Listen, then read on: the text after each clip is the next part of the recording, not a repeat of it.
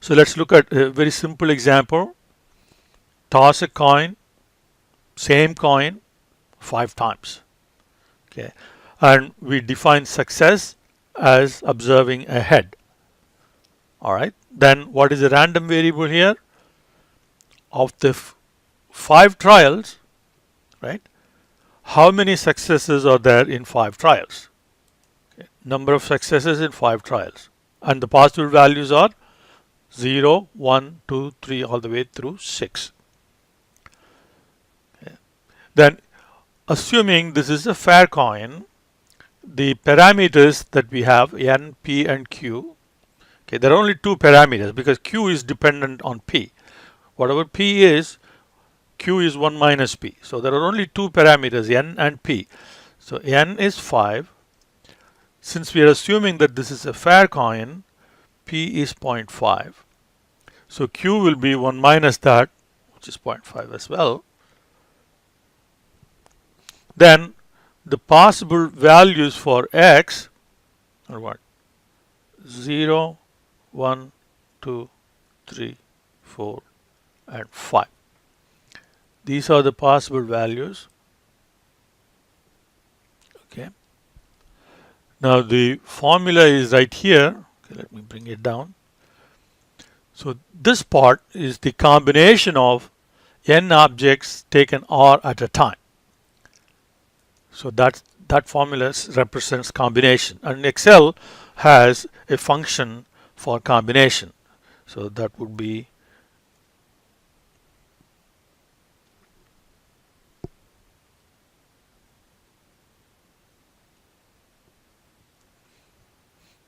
COMBIN. Okay. Then we want n first, okay, the number and the number chosen. So n is that, okay, and n has to come always from there. So I'm going to make that absolute reference by pressing F4 key, comma r, okay, r is that. Okay. We want the probability for that, so r. Okay, so that's the first part. Then times p, p is here. Okay, again that p has to always come from there, so I'm going to press the F4 key, to the power, so shift 6 will give you the power. Okay, power of what? Power of the r value, times q. So we have q here. Q must be absolute referenced again, because q has to always come from there, to the power of n minus r. So we have to get n from here, absolute reference, minus r. Okay. So this is the first part. Here is p to the power of r, and this is q to the power of n minus r. So that will give you the probability. So now that we have set the cell addresses properly absoluted, okay, then you can copy. Okay, if you get an error, so that means you forgot to absolute reference these, one of these 3 cells. Okay.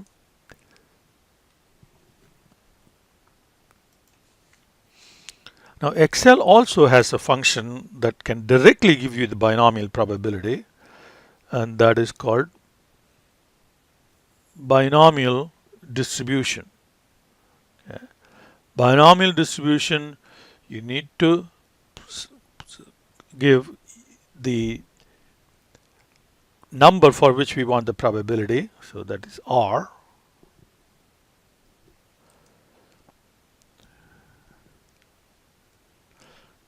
The second is trials, which is number of trials. Okay, so that's that has to be absolute referenced. And then the probability of success. So here probability of success comes from that. Again, that must be absolute referenced. And the fourth parameter is optional.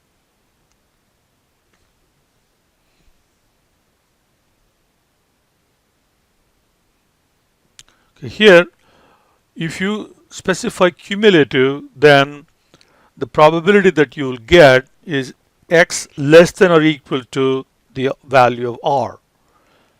But if you want individual probabilities, okay, so if you make that 1, so that means uh, for every x, the probability that you will get would be probability 0 through r.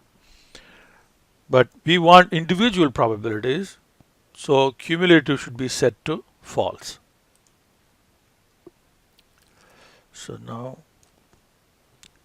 you get the same probability, obviously. See, if I set this to 1, you'll see that you get cumulative probability as we go down, finally ending with 1 for 5. Yeah. But we want individual probabilities, so I'm going to undo that. And one last thing about binomial distribution is when you have a probability distribution like this, you should be able to compute the expected value and variance.